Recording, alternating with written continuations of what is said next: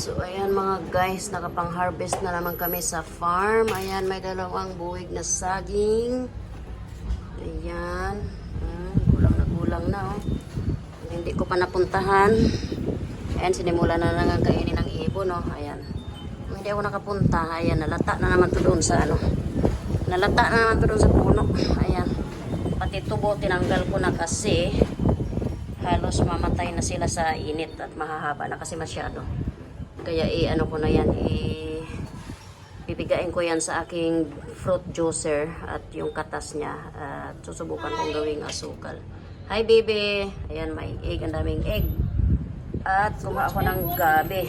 Ayan. Kumuha ako ng mga gabi pang sigang. Magagamit na naman yan sa mga sinigang. Ayan. So, ayan lang ang harvest natin for today's video mga guys. Daming egg.